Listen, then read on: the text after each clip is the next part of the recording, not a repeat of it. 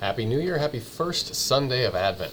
The theme of this weekend's gospel is Jesus reminding us to be ready, right? And he uses this illustration of, as in the days of Noah and the flood, right? When the Lord cleansed the earth through a flood, Jesus talks about how people were just doing their ordinary thing. They had no idea this was coming. And he says that's what it's going to be like at the end of time when Jesus returns, is people are going to just be living their lives, not expecting him to come back.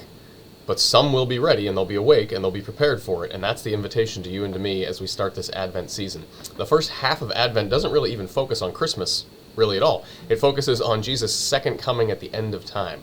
And so Jesus is warning us, you need to be ready for this because you might be surprised by it, and you don't want to be, right? You want to be ready for that day, because when Jesus comes back, that's when you and I are judged on the merit of our lives, and how well we followed the Lord, and whether we get eternal life in heaven or we get to be excluded from the presence of God for eternity in this place that we call hell.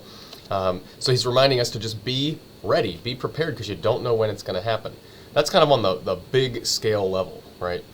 Is this getting ready for the end of time. But we also want to be ready on a daily basis for the Lord to show up in our lives and be awake so that we don't miss it. Right? Because we often miss these opportunities where God is trying to whisper something to us. He's trying to answer our prayer. He shows up through someone else or some circumstance in our lives, and we just miss it.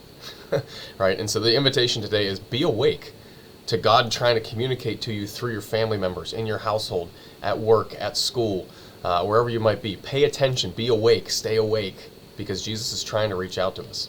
Right? And it reminds us, as we're preparing for the Christmas season, how many people in Jesus' life didn't recognize God in the flesh in their own lives. Right? King Herod, no clue this kid was God. Bunch of the folks, in Bethlehem, didn't make room for Mary and Joseph, had no idea they were carrying God with them. So many people throughout Jesus' life, through his public ministry, did not recognize him. They didn't realize who was in their presence. May that not be us. Right? May we be awake and recognize God's presence in our lives this Advent and always.